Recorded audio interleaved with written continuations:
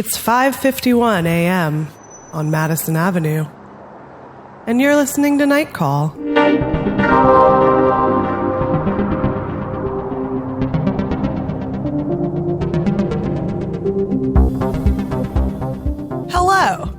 Hello, and welcome to Night Call. I am Molly Lambert, and I am in New York City, sitting next to Emily Yoshida in real life and talking to us from Los Angeles in a shed where we keep the aliens when we find them, and then we take them out to feed them Reese's Pieces because we can't get the rights to M&Ms. Tess Lynch. Hello, please feed me. It's so I'm strange. in a garage. It's like you're our imaginary friend that we have. There's like a secret number that only works at certain times of the day, and we can access the line. Hey, to speaking test. of secret numbers Summon me. and hotlines, Yes. you should give us a call at 1240-46-NIGHT and email us at nightcallpodcast Nightcall Podcast at gmail.com. and ask us your questions, share your spooky stories. Just drop us a line. Tell us what's on your mind. Tell us about the shadow people. Tell us about how Art Bell changed your life. Molly, before we get into Art Bell, which we will, I know the people want it. Tell us about New York City and how it's changing your life. Guys, I'm in New York City. New York City. And so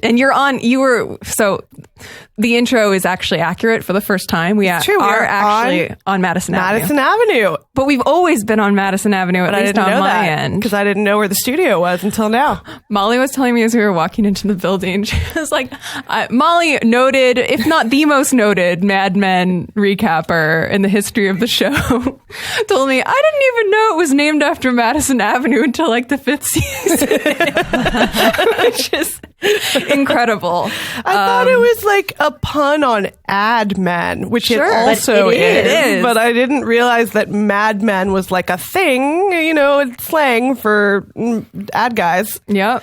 It's all coming together. This is why you have to come to New York so you can get the this full building picture. is also super Mad Men. We walked inside and it has like a crazy Art Deco lobby. Like like first or second season Mad Men before they move into their fancy mid-century place. Yeah. And I am a Sleek sucker lines. for the Art Deco glamour. We're right by the Empire State Building. Mm-hmm. I was saying, whenever I come to New York, I go full Kimmy Schmidt. Mm-hmm. Where I just like walk around like delighted by everything, just like amidst all the jaded New Yorkers, and I'm like, look, Well, that was me the first a tall building. The first year I was here, I would just walk around with my head up, like looking around because it was all kind of new to me, and people would be giving me the weirdest looks. Like, why do you have this sense of wonder in your eyes? Yeah, they don't even really look at you. They just kind of like shake their heads at you, like, what are you doing? Yeah, my brother and I were on the subway that was like above ground, and there was a part where we were like so excited that it was above ground, and then we were like, look, the Statue of Liberty. You like get up out of your seat and you run to the window. We did. We were like standing by the window with like our faces pressed against the glass. It was just a magical time. Molly, when you visit New York, what are your must-dos? What's Molly Lambert's New York agenda? Eating an authentic New York bagel from Dunkin' Donuts across the street right now. I see the evidence of it right in front of me. It's true.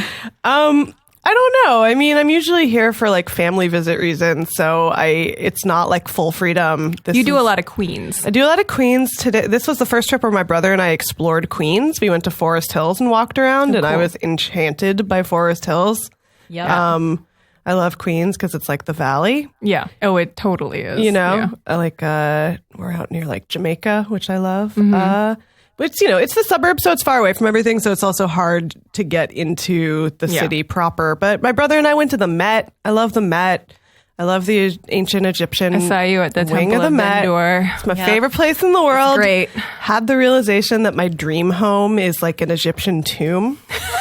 Well, you can have that be your final resting place. There were like a bunch your home of forever. those like little like darkened rooms that you walk in where they have the panels on the wall. I was just like, okay, just like a bed like right here. My brother and I talked about Mixed Up Files of Mrs. Baisley Frankweiler a lot because that's the dream.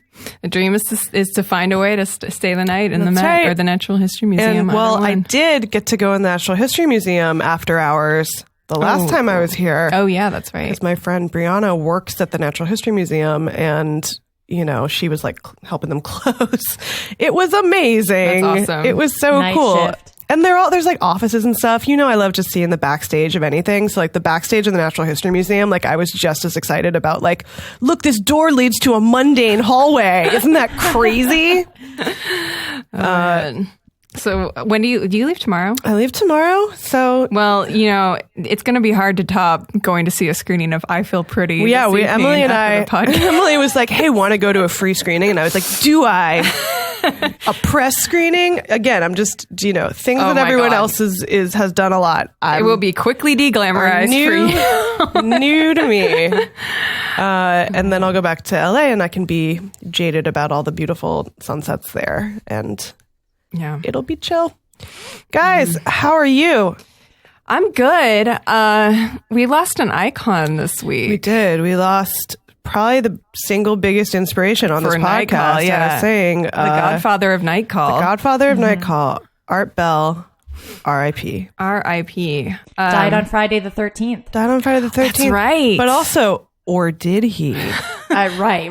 Well, right now the number one search if you look for Art Bell is cause of death. So I'm glad that there's already some. Well, I was like, I'll just put it out there that the lizard people got to him. Yep. That's what really happened. Succumbed.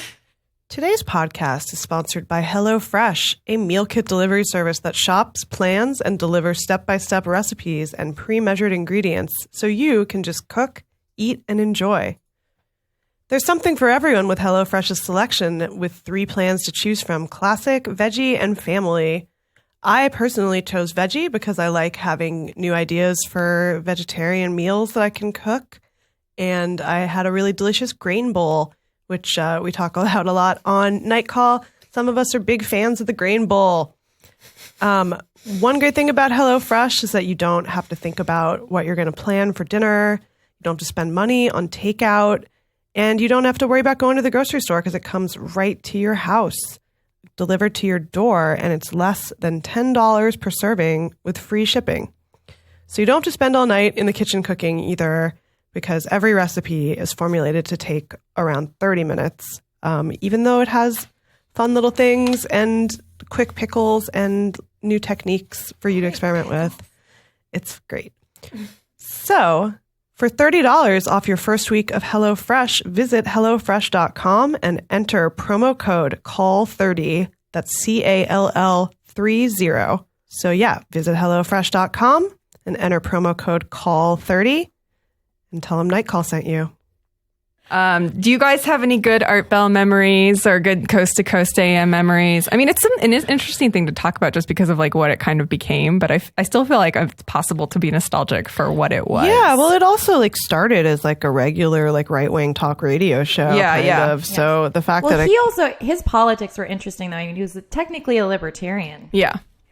Technically a libertarian is such a terrible phrase. Technically a libertarian. no, but it's interesting to think about like What those alignments meant in the 90s what and 80s. conspiracy theory people, the idea of the conspiracy theory libertarian is such a thing, obviously.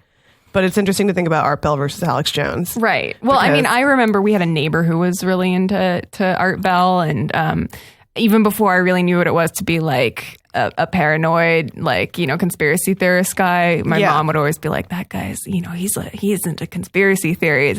But we were friends with him. He was like our, funny neighbor. He was like harmless and, I don't know. A lot of people are into conspiracy theories. Yeah. And, I think we're all of the mind that like some of them are true, Yeah. Some of the big ones, especially, like the government did a lot of shady stuff. Mm-hmm. And some of them are not true. And the not true ones are the most fun ones. Can I tell you a 9/11 conspiracy that somebody just told me that I'd never heard before? Okay. That, just to get right into it, because we're, honoring the legacy while we're in New York. While we're in New York.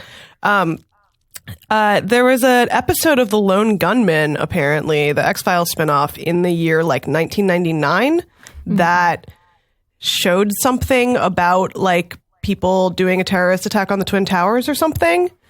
And then people after 9/11 were like, Fox, that's proof that it was an inside job, because Fox, the channel that The Lone Gunman was on, knew it was going to happen. And so they aired that episode so that it would seem like too much of a coincidence if it did happen. What would possibly be the gain? Coincidence, conspiracy. So I think I'm confused as to what the actual what we're saying, what's so great about it doesn't matter. Yeah, no.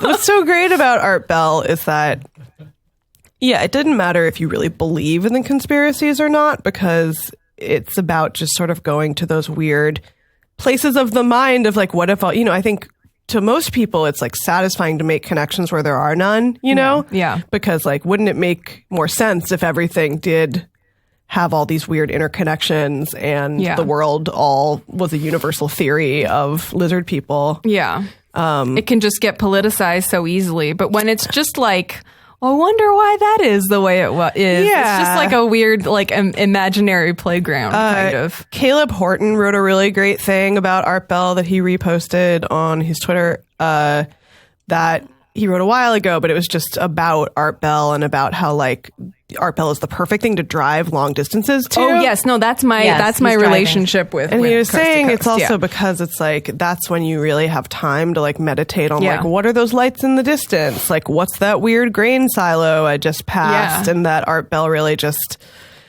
creates this environment where you're allowed to just indulge in wondering about those things. What if it was planted there by the aliens? And just the call-in aspect too is, it just creates this sort of, it kind of feels like the radio equivalent of the kind of internet that we talk a lot about, that's sort of lost the kind of ungentrified, weirdos only internet. Message board internet. Totally. It is a message board radio show. People who care about aliens and who aren't trying to get the biggest audience possible, but are just I have to find all the other people who know about I need aliens. to wave my freak flag so that I can find my people. That was a big reason we wanted this to be a call-in show. Yeah. And the other thing is I think that the long drive thing is totally, that is my, it's not I listen to Coast all the time, but definitely if I was on a road trip, I did. And the other inspiration point for this podcast, the Delilah show, is another one like that. And friend of the podcast, Member Brown, was talking to me about how he has such a relationship with Delilah because, you just, if you have to do a long drive at night. Oh, what's Delilah? Oh man. Oh my God. She's the advice call-in lady. She's she's amazing. She's the advice call-in lady. She's it's a syndicated show and it's I've never at night. Heard of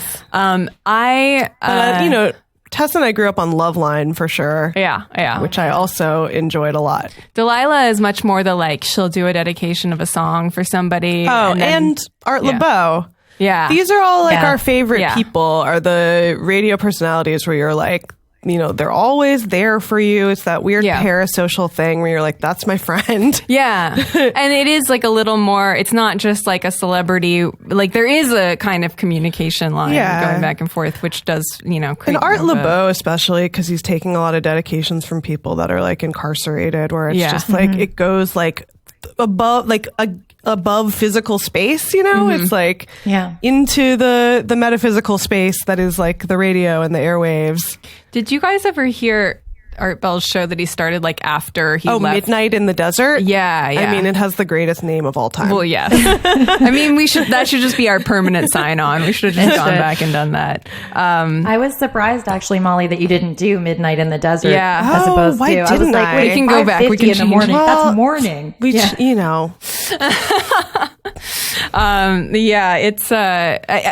it's sort of interesting. I am kind of curious about his politics, which is something I was never thinking of at the time that I was listening. I can tell you, Emily, because I printed out my notes. Yes! Test with the notes! So, way to call back to the songfinch. So this is from the Washington Post obituary that posted today. It's full of good stuff. It has like just everything you want. But it says regarding his politics, quote, his politics were all over the map. A self-described libertarian, he opposed abortion, supported same-sex marriage, and was skeptical of the science behind global warming. He blamed Richard Nixon for spawning a nation of cynics, supported Barry Goldwater in 1964 and Ross Perot in 1992, came to consider Bill Clinton a great president, and said he voted for Barack Obama in 2008. What a free spirit. It's a mixed bag. Emily and I just both did the white guy reaction gif. Yeah.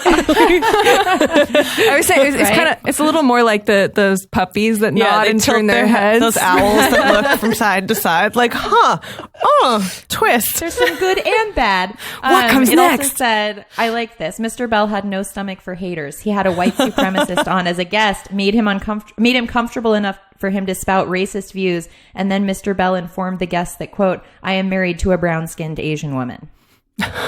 Well, there was this whole crazy thing, I guess, where he like moved to the Philippines. He married a Filipino woman and then moved to the Philippines. And then there was a hoax against him where it was like a letter that somebody sent to a newspaper and said like Art Bell wrote this, and it was a bunch of terrible things about Filipino people. And then it was proven to be a hoax.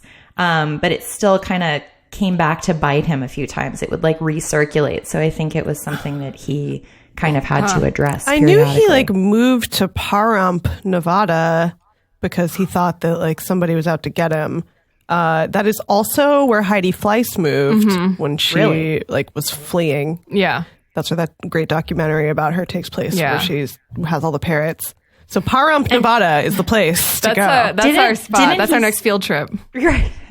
Didn't he stop broadcasting too because he thought like somebody was, trying to get him, and there were people like he's like, firing it's getting guns at too his hot. property? Yeah. What also is interesting about Art Bell is obviously the ways it overlaps with like Philip K. Dick and people like that, where you're like, how much of this might even just be in your head? Yeah. But also, like, it's very interesting in your head, and I want to know, but it might be scary in there. Seems a little scary in there sometimes. Well, it's like, what are you experiencing? Like, there's enough to make you feel paranoid, but to actually, like, uproot your life and take action in that way. That also shows that maybe it's not, like, just a character, because obviously some radio personas are, I don't think character. It was a character at all. No, but the voice, it's like, it's such a good voice. He has, he's so great at what he does. Yeah. That, George Norrie sort of demonstrates what is so great about Art Bell that is not just immediately replicable by anyone else. Yeah. Anyway. And I don't hate Alex Jones. I hate him, but I don't. You should hate Alex. I hate him, but I hot take. But I think he has an interest, like his voice is so weird, Oh, he has got a bizarre voice. He's got like, sounds like it was, yeah. Like reports were run over by a monster truck. Yeah, exactly. Like I understand like why there's a cult of personality around him. Sure. Right. Well, and he gets very animated. He's like, not boring to listen to. No, he's chaotic, evil, charismatic. Yeah. As opposed to like, and also he lets the white supremacists on his show, which is what, if we're caping for Art Bell, we're going to go with the narrative that but at least Art Bell shut them down. Apparently. Yeah, because that's what I'm saying is a lot of conspiracy theories lead over to white supremacy. A lot of the more recent conspiracy theories like birthers and people like that are just straight up racism. So it's interesting to we talk about this a lot because this is what the podcast is. It's like we're like leftist conspiracy theorists and preppers like unite. Radical feminist conspiracy theories. But also like radical feminist conspiracy theories, are real. They're all true. Oh, man. Valerie Solanas was just writing what she knew. Yeah. Please make that the title. This is a hot pod today. Very hot pod. Well, rest in peace, Art Bell, if you are. One of today's episode sponsors is Care.com, the world's largest digital marketplace for finding and managing family care. I've been using Care.com for a while to find services like housekeepers and babysitters, and it's been a humongous lifesaver. I have 2 kids and 3 pets, which is makes me a gross person. And as much as I try and stay on top of things, when stuff gets busy, our house just totally falls apart. So the first time I used care.com was when my oldest kid was a newborn, and I had just gone back to work. My husband was working, and we had not really thought through what to do about getting anyone to help with life. So a really nice relative gifted us a care.com. She said, go, find somebody and get your house cleaned. And it was the biggest gift ever. I mean, it just totally reset our perspectives on everything. We were totally underwater, and it was a huge deal. And then a year later, I needed a last minute babysitter, and we found a really awesome woman on care.com who's still working for us 4 years later. The best things about care.com, it's super user friendly. The website is really easy to get started. You sign up for free, enter your zip code, and then you can browse the services you want. They have housekeeping, pet sitters, senior care providers, pretty much everything. Then when you sign up for a premium membership, you can contact whoever fits your needs, schedule interviews, and book a caregiver. Another really awesome feature is the payment center. So you can pay directly through an app or on the website, and you can compare rates for people in your area so that you can make sure that you're paying the right amount. You can also review and manage payments, which is great if you have a regular housekeeper or babysitter and you want to make sure that you're on top of your household payroll, so to speak. So that's right on the website and also super easy to use. Anytime I need a babysitter or housekeeper on short notice, I go back to care.com, or if I'm looking for the perfect present for new parents. To get started, visit care.com/call, and you can save 30% off your care.com premium membership when you subscribe. Can I say one more thing about Art Bell, which is that he had a really, really good, I think he actually addressed this a few times, shadow people. Oh, but, yeah. I was listening to a 2-hour-long, I was going to call it a podcast, but it's not a podcast, guys. It's a radio cast. You know what? Podcasts are just radio shows. It was a proto podcast, where he had on a Native American, and he said shaman, and the shaman corrected him and said shaman. There's no shame. And he was like, all right. But it was such an interesting conversation. But Art Bell had received, I think, more than 4,000 emails from people, from callers, and emailers saying that they'd had experiences with shadow people. And here at Night Call, we have received a couple of emails about shadow people. Ooh. Hey, Night Callers. This is John in Chicago, and I don't have a ghost story per se, but I do have a shadow person story. And I'm curious if others have shadow people stories to share as well. But this happened when I was living in Minneapolis when I was in college, and my girlfriend at the time and I were out for a walk really late at night, and there was nobody around, and in the distance up on a hill we could see a sort of silhouetted figure that was clearly wearing a top hat and Victorian garb of like a cape and a cane, and I didn't think that much of it. I thought perhaps it was an eccentric actor out from a show or a costume party or something. Maybe a little odd that he was walking alone that late at night, but I didn't really want to mention it either because I didn't want to call attention to it and scare my girlfriend, but I could tell that she was noticing it too. And this is the part that's hardest to explain. So he started walking toward us from the hill, kind of coming in and out of these street lights, but he would move at these intervals where he would skip several feet at a time, kind of coming at us like shudderingly. And I was noticing it, but I didn't want to acknowledge it. But then she eventually said she was getting scared. So she suggested we run. And we started running toward her house, which was around the corner. And as we started running, he started moving at us much quicker. So we ran into her house, closed the door. She was very worked up. She was the daughter of an Episcopal priest, so she suggested that we pray, which I found like a little much, but we did, and then didn't encounter him ever again. At the time, I didn't really know how to classify it, but later I would look it up online years later and realize not only did it match the shadow person description, but it matched a specific shadow person who's the Hat Man And people see this hat man, a solid black silhouette. We never saw any facial features, which at the time I thought was just because it was late and it was at night moving out of streetlights. But that's an attribute of shadow people. And they usually portend something bad happening. Like usually people see them indoors and usually they're by themselves. And usually it means someone close to the person will die. And that didn't necessarily happen for us. The only thing I can think is that within the next year or two, both of our parents, each sets, got divorced. And her brother did die, but years later. So I don't know exactly what it was that we saw or what we experienced, but it was certainly otherworldly, and it fits the description of shadow people and hat men very closely. So I'm curious to hear what other people have seen. Thanks for the great show. Keep it up. That is so scary. I got chills listening to that. That was terrifying. I'm looking up the Hat Man. Yeah, look up the Hat Man. Damn. I love that he was like, maybe it was just a wandering thespian. That the fact that you saw it with your girlfriend and that you both noticed the movement and everything is really freaky. That's always the thing that I have a hard time explaining when two people see the same thing. You're with somebody else, or I don't know. I don't really know that much about shadow people or like what makes them different from ghosts. Or like, does the Babadook wear a hat, y'all? Yeah, I think so. the Babadook wears a hat. Yeah, I like the idea of like the hat, but you can't see the face is like very scary. Yeah, Slender Man doesn't wear a hat, right? Or does he? Oh, I thought he did. Oh, maybe he seems like the type to wear a hat.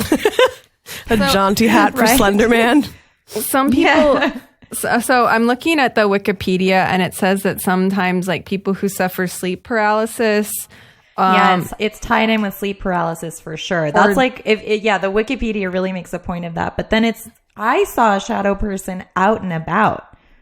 And I've never had sleep paralysis. You saw a shadow person? Yeah, burying that's why the lead. I wanted to talk about this. Oh my God. When? And I went to Boston. I think it was actually over winter break I was in 2003. So I, maybe like sophomore or junior year of college. And I went with my friend Rachel. We stayed at a hotel and we went out to see Something's Gotta Give. And have a ladies' night. Great detail. So whatever. Fantastic detail. That's context for you. We're leaving the theater and it's cold, like really cold. And we are walking out of the theater to our hotel and we see a figure walking towards us from very far away. And Rachel looked at me and was like, that person has no face. And I was like, no, I think that's a scarf. And she was like, I'm really freaked out. That person has no face. And so we were going to pass each other. And as they get closer, I see that they have like a hood and a big, I don't know if it was like a parka or like a heavy coat, but their face was like a void. And I didn't see, there were no eyes, no facial features. And it turned as we like passed it, we couldn't tell if it was a man or a woman or what. It turned and just kind of stopped and turned and stared at us. And we just ran. With its no face? It had no face. Did it have eyes? It had no eyes. It looked like just blankness. Like it was just like blackness. Like so was no features. Was the parka, like, did that look more or less normal? Was it just the place where the face should have been that was dark? It was the place where the face should have been. And the parka looked it looked, I don't want to like add any, I'm sure in retrospect, I'm like, it was a creepy parka. Nothing struck me about the parka. It was garb. It was a cloak. But it was weird because it was all alone. It was late at night. Like, we were coming out of the movie, but other than that, there wasn't much there. I think it was actually a weeknight too. And it was cold. So, when you see someone bundled up, it's not like that strange. But what was weird is at the point that we would have been able to see facial features, there was nothing. And then when we were like right up on them, there was just nothing. There was no face. And you both talked about it for years after this. Yeah, and you both saw it. Did anything? So how close were you when it passed? We were walking down the same side of the street, so we were probably like a foot away. And you were in Boston? Yeah, and there was somewhere? nothing there. We were in Boston. Something had to give. So both you and our caller Both you and our caller saw them outside, which this Wikipedia is also telling me they usually appear inside. He mentioned that too, that they like typically appear inside to people, which I feel like if I saw something like that inside, it would be like so obvious that you wouldn't, like there'd be no question. You'd be like, oh, that's a terrifying shadow person. An intruder in my home. Yeah. Well, yeah. And also with Art Bell, I think a lot of the people who were calling and writing in about it were saying that it was like you wake up in the middle of the night and there's this, and sometimes a group of them just around you. And like the red eyes staring at you. And it's like, plus your sleep paralysis. Like, what a fun time. No. What a nightmare. Wait, you wake up from your sleep paralysis and you see shadow people around you? That sounds like the worst thing in the world. Well, it's like you entered the level, the between level that always exists that you're sometimes accessing when you see the shadow people, but then it's like in your sleep paralysis, you're there. You're just trapped there. Oh, that sounds awful. Wow. It made me think about the no faces from Spirited Away also. Yeah. Well, there's but one no face, but it was the best no face. Not to nerd out about maybe Spirited those Away. no faces are like shadow people cousins. I wonder what they want.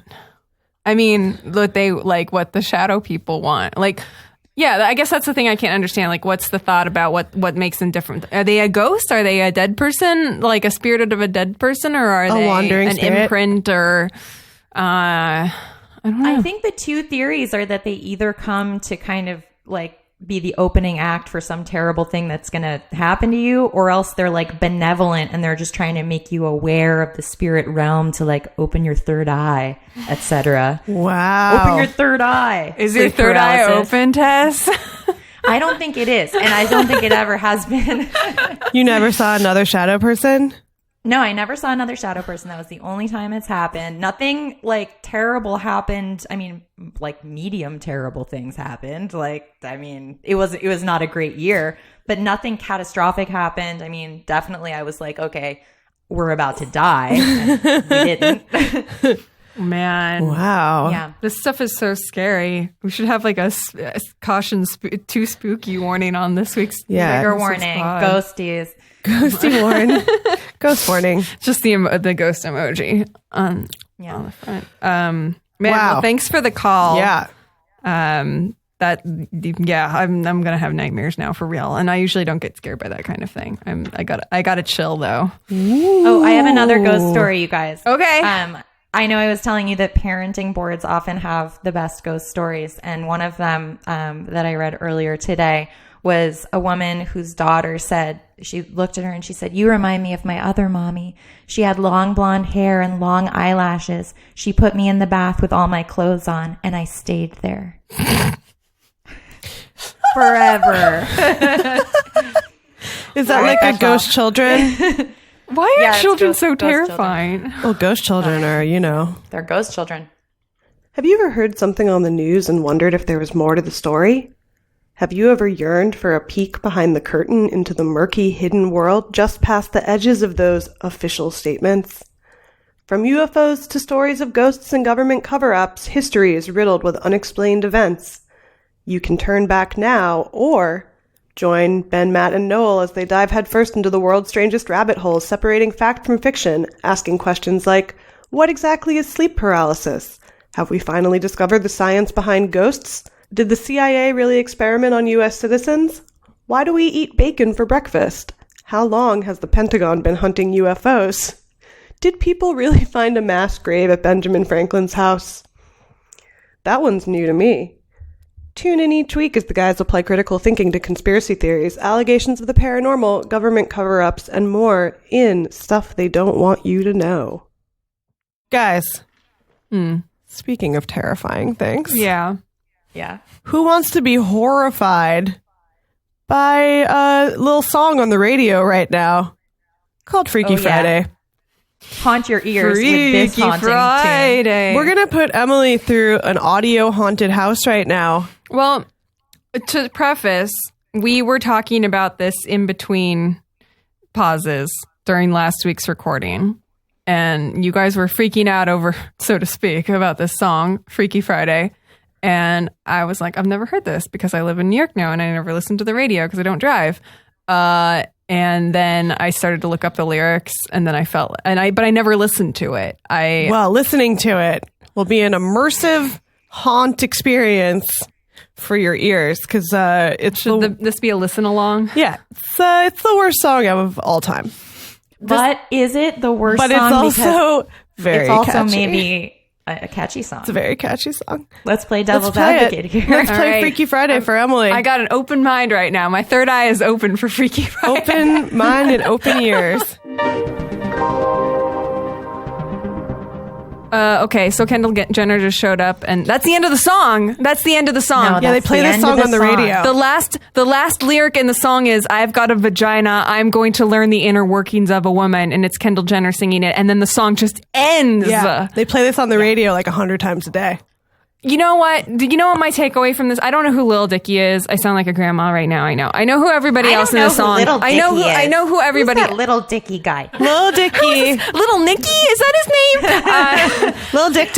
Lil Dick Dick? He's from Pennsylvania. Okay, sure. That's fine. all you need to know. Of He's from course. Pennsylvania. He's got a nose ring. Ugh. Does he look like G-Eazy? No. He looks like the guy that freestyle raps at like the cafeteria. Okay. See, I know who G-Eazy is.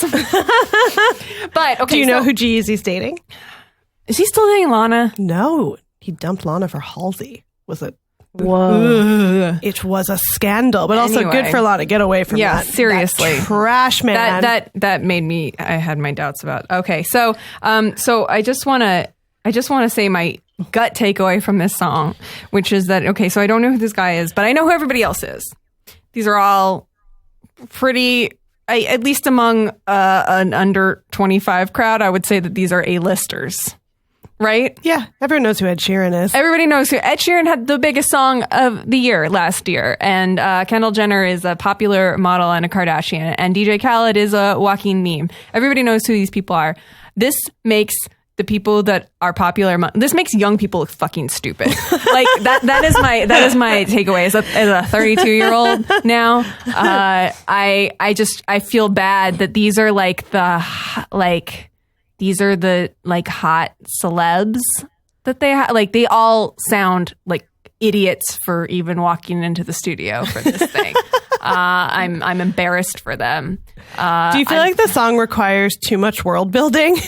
The fact that you're explaining the premise in the chorus, it's like a Huey Lewis song. It's like a movie theme. Don't you dare defame the good name of Huey Lewis on this podcast. This is a fucking pro no Huey Lewis podcast. But I'm saying that you're talking about the Pineapple Express song. Yes, I'm saying like explaining the premise of the song. But especially doing it in the chorus, like I understand like in the first verse, you need to do some setup. Fine, sure, whatever.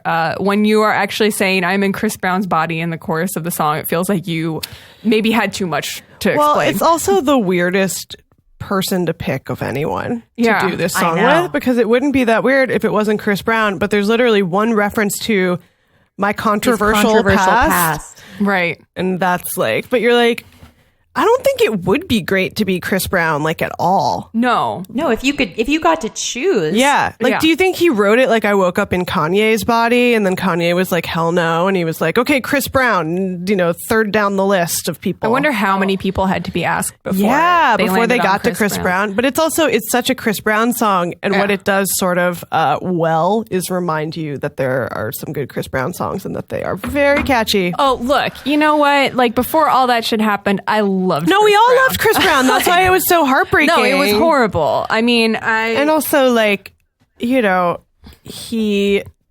don't know. He hasn't, like, done the things you would need to do to, like, get back to a place where people are, absolutely rooting not. for you. He's done nothing to get anybody. Yeah. So it's weird that this would be his new hit, because, well, it's just, it's totally baffling as a career move for him at this point in his career. Like what, and then the fact that it's being played on the radio. I mean, I would almost more understand if he did it and nobody cared.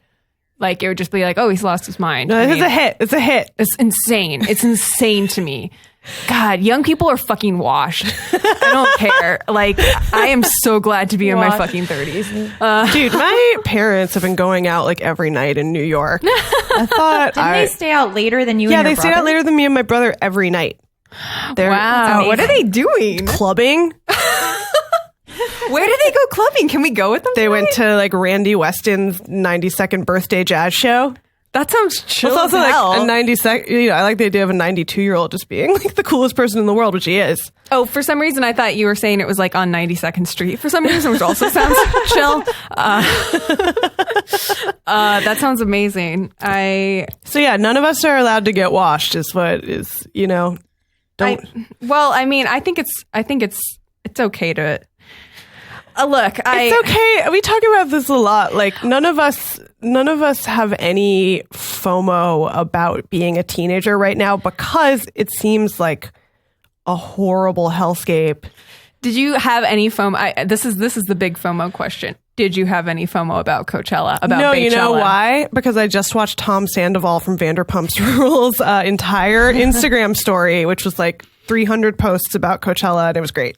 I felt like I was there. Oh, I thought you were going to say it looked exhausting, and I was like, I'm so glad I'm not doing that. It did look exhausting, but I was like, I want to ingest this because it's like they go to every promo party, so they're like the McDonald's party, all that stuff, and they're like enjoying it, so it's like fun to watch. I mean, I watched Baychella on YouTube. I haven't even watched it yet. I watched it live and I stayed up and I was like, this is exhausting for people on the East Coast. Oh, yeah. You were out here. I mean, that happened when I was fast asleep. I was not, I'd love to watch it at some point. It was great. It was amazing. Yeah. And then Cardi B was amazing. Yeah. She got booked in a slot that was like not a headlining slot because it was before like her album came out. She got booked a long time ago. Mm-hmm. But then obviously she became a much bigger deal by the time it happened. And she looked great. She wore this outfit that was like a tribute to Left Eye. Oh, and then nice. she twerked pregnant. It was great. Cool. Yeah. It was a really fun show. I mean, I did kind of wish I was at this year's, obviously. But there's no way there's no way I'm going to get my body out there. What if you woke up in Cardi B's body? Cardi's body. Well, I'm pregnant. Yeah, there's already someone in Cardi B's body, so there's no room for you. Occupied. I want the Cardi B remix of Freaky Friday with her and her unborn child. Oh, that'd be cool. That would be amazing. Yeah, I'm sure there's a million parody songs of this. I mean, that's the thing. It's like when a song is constructed to be a meme like that, it just feels cynical because you're like, well, the best memes aren't constructed, though. Like, right. Because, look, if you want to feel depressed, you should just read about how Lil Dickey wanted to raise like $70,000 to produce his sophomore, I think, album, and instead raised like $120,000 or something. And he wants to be a comedian. Is he a YouTuber? I was like really wanting to hate on Lil Dickey in the song. You grew to love him. And also the song is really catchy, and Tess and I were singing it all week. The problem is mustard. You put mustard on anything. Mustard and I'm makes just like, it good. Oh, I like it on some level. And then also you just are like walking around going, I'm in Chris Brown's body. That's not the thing you want to be walking around. No, it's not, but, and yet. See, this is why I'm washed, because my music right now, I'm like, I haven't heard Freaky Friday. I've just been rediscovering magnetic fields and all the magnetic field side projects, and humming sad songs to myself all day. The songs are also catchy. Yeah, well, I'm washed, and I don't give a fuck. I'll take the Stephen Merritt cover of Freaky Friday. Oh my god, you can hear it. It writes itself. That is a melody. That is a Stephen Merritt melody. Put it on a ukulele. It's a Stephen Merritt song. Freaky Friday. Anyway, good job. Well, if you guys want to make your Freaky Friday a little spookier, Spooky Saturday, perhaps we have time for one more ghostly night call. This night call comes to us from Kate, and I'm just going to kind of summarize the beginning because it's a little long, but she's a librarian and at a museum, and she says that her workplace is haunted, and she has seen 3 separate ghosts kind of off and on throughout her time working there. So she says the first ghost is a woman dressed in late early 19th, early 20th century clothing, and she carries a rifle. I'm located in the Southwest, so this isn't too much of a surprise. She was a former head librarian, and according to the staff, she keeps guard over the collections. She resides in a specific area in the stacks and reading room, and if things get out of order, she will get annoyed and make it more difficult for you to find what you need until you clean the area up. For example, I was looking for a folder of photos I know was in a specific box because I saw it the day before, but the next day it had disappeared. Sure enough, when I spent some time reshelving and checked the box later in the day, the folder was where it should have been. The second ghost is a man who haunts a somewhat deserted area of the stacks that used to house offices when we had a much larger staff. I don't know much about him, but he seems the most aggressive of the three. When I was walking up the stairs to that area one time, I felt a hard bop on the top of my head, like a hand hitting it. I looked around, but there was nothing there, and there's no way any part of the ceiling could have fallen on me. I mentioned the incident to a colleague who then said she was coming down those stairs one time and she felt two hands on her back almost as if she was being pushed. She didn't fall, but it was a strong sensation. I'm not sure what his deal is, but I'm always a little careful when I go up or down those stairs. The last is another woman who haunts another area of the stacks. She's dressed in all white and also in early 20th century clothes. I've only seen her out of the corner of my eye, but she haunts the area where her personal collection sits on the shelf. We have a lot of personal artifacts that people have donated over the years that have sentimental value, so I'm not surprised the owner's energy may be tied up to those objects. And then she says that she has a volunteer who's seen things like pencils being thrown and cobwebs have had some movement in them and stuff. But yeah, that's three ghosts haunting a library. I feel like ghosts in libraries. I feel like are now. They feel so appropriate, I think, just because of Ghostbusters. Well, it always makes sense because it's like spooky down in the stacks. Yeah. If you were a ghost, wouldn't you want to be in a library? I'm not a ghost and I want to be in a library. It's like the best place to be a ghost. Yeah. Well, there's always that feeling of like cool air, even if you're not in a basement or something. But like in some stacks where there's nobody walking around, or you feel like you're in a really big library, you feel like nobody's been down this corridor for a while, and that kind of like chilly energy, I think. Also, you're like surrounded by ideas and words and stuff. And it's a charged area. Books are alive. Discover the power of books. They come out of the books and then they eat your soul. Would you be afraid to be a librarian who had like a night shift if you worked in a big old library or in a museum library like that? I would welcome my ghost friends. Sounds great. I think maybe it's also just like to break up the workflow. Yeah. Have some ghosts around. Yeah. Well, thank you very much, Kate, for your email. Less scary in a library than like a meatpacking facility. Oh yeah. You know? Well, yeah, duh. I mean, there are a lot of literally things in anything between. is less Thinking scary. about places I might be the night watchman. I think your position as the night watchman at a meat factory happened like many alternate lives ago. You've already lived that truth. The shadow person version of my life. Yeah. Well, thanks everybody for listening to this week's Night Call, our very special New York edition for Molly, at least. If you haven't already, you should subscribe to us on Apple Podcasts and leave us a review and a rating. We love to see what you think of the podcast, especially if it's nice. You can also follow us on Twitter at Night Call Pod, Instagram at Night Call Podcast, and on Facebook at Night Call Podcast. But if you're a shadow person, don't follow us anywhere. Don't follow us down a dark alley. Don't follow us out of the movies, even if it's a revival screening of Something's Gotta Give. Just don't follow us anywhere. Yeah, maybe the shadow person was related to Something's Gotta Give. It had to have been. It was a judgmental shadow person that was like, do it again. You'll be sorry. You'll be so sorry. Anyway, great. Thanks for listening. We'll see you next week. R.I.P. Art Bell. R.I.P. Art Bell. And thank you so much to this week's sponsors, HelloFresh, Care.com, and Stuff They Don't Want You to Know.